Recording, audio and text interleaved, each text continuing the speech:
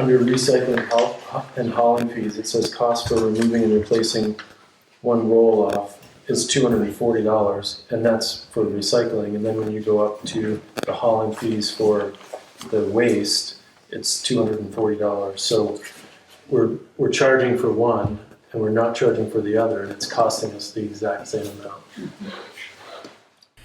In early July, the Londonderry Select Board found itself discussing what to do about the cost of transporting recyclables from its transfer station.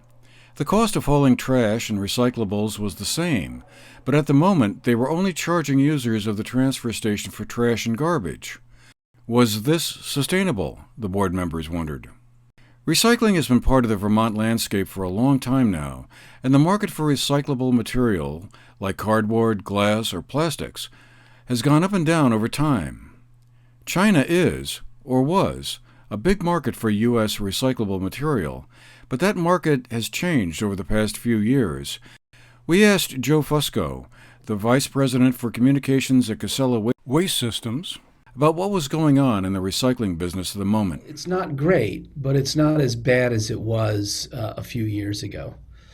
The thing that most people don't understand, and it's perfectly reasonable not to understand it, but recycling is not some isolated little system. It's part of a larger system, a larger economic system, a larger global economic system.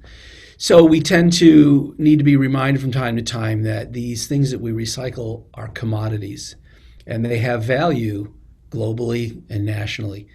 And that value fluctuates, just like anything else in the economy, whether that be pork bellies or wheat futures or anything like that. The big disruption that we saw a few years ago was a change in policy in China. China set standards for what it would accept as imported recyclable material for the amount of contamination that it could contain.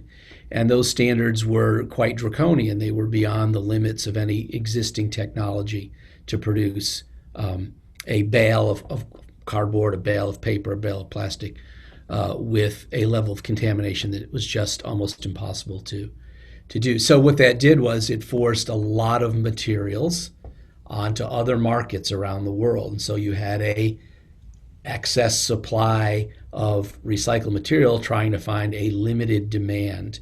And so the price crashed, if you will, for recycling. So we saw commodity prices for recyclables like paper and other materials really just hit in historical lows.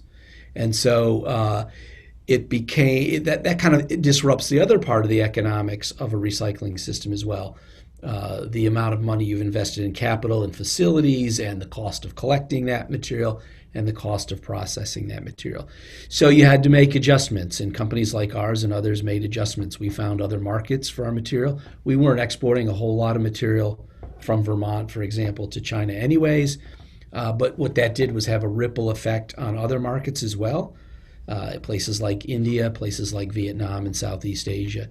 So the adjustments you have to make are how do we protect the economic sustainability of recycling as well as the environmental sustainability.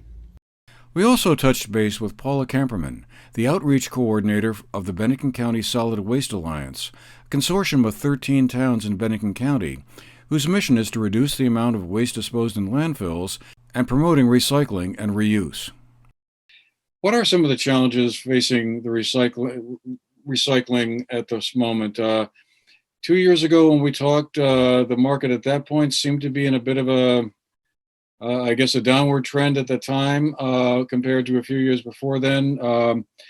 Cardboard and plastics and other recyclables were kind of, piling up and weren't able to be exported for various uses. Is that still the state of things, or has the pandemic in some way or another changed that equation? What's been going on?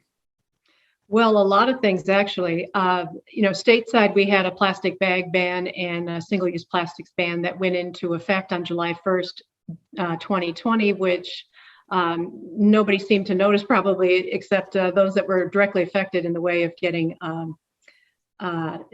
the law in place for the restaurants and everybody else that was dispensing those items. But the pandemic itself created a challenge because we have more takeout containers that were in use, much more plastic disposable items that were used to, keep restaurants opening, getting meals out, but not using traditional reusable serveware. So we have a lot of plastic, to-go containers. Like we've got something like this, where it has two colors, black and clear. But the problem is it's a clamshell, but the black one is non-recyclable as a plastic, but the clear side is. But most people don't know that. They throw the whole thing in the recycling bin.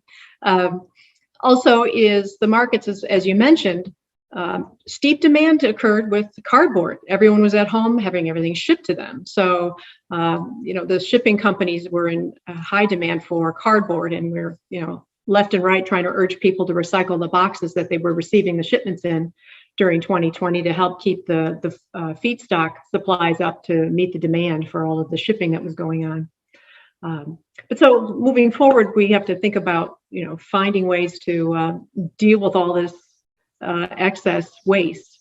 Our recycling streams are challenging because there are not markets necessarily for all the plastics that we use.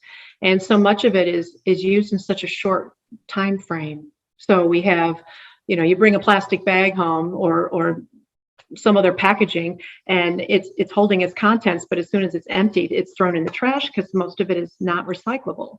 We have, single stream recycling in this country, specifically in Vermont, but really only number 2s and number 5s are the ones that there are markets for. So these large haulers take everything, but they have to sort out what they can use. And then there are markets for the 1s, 2s, and 5s. And number 3s, 4s, 6s, and 7s largely are landfilled or incinerated. So that is a challenge. And that is something that is being put upon us to find a way to solve, as residents and municipalities are paying for this recycling. That is bringing us to another conversation. I don't know if you saw in the news recently, but Maine and now just this week, Oregon have put in extended producer responsibility legislation that have passed into law now, requiring producers of packaging, consumer packaging, to basically see to it that packaging is recycled, whether it be footing the bill entirely. That means the recycling costs, hauling, getting it back into the recycling stream, or working with extended producer responsibility organizations that help do that stewardship to make sure that there's a program in place, like we have in Vermont right now with paint care and e-waste and fluorescent bulbs. Those are extended producer responsibility programs in place to get that stuff out of the waste stream. So that's starting just in little bits and pieces, starting in parts of the country now that we hope will spread, hopefully maybe to Vermont sometime, to get people to get the products that we're taking and their packaging out of the waste stream so that it goes back into reusable stuff. So all those pouches that you see that you have to throw away because they're not recyclable, that has your favorite snack in it or something, it can actually get recycled at some day. That's what we hope. The market for recyclables will probably continue to go up and down over time, but at some point, finding a place to dispose of all the trash we generate will become a bigger problem than it already is. So continuing to find creative ways of recycling and recycling more items will continue to be important. For a deeper dive into some of this, you can watch an in-depth discussion we had with Ms. Camperman recently. You can find it at GNAT's website at GNAT-TV.org. For the GNAT-TV News Project, I'm Andrew McKeever.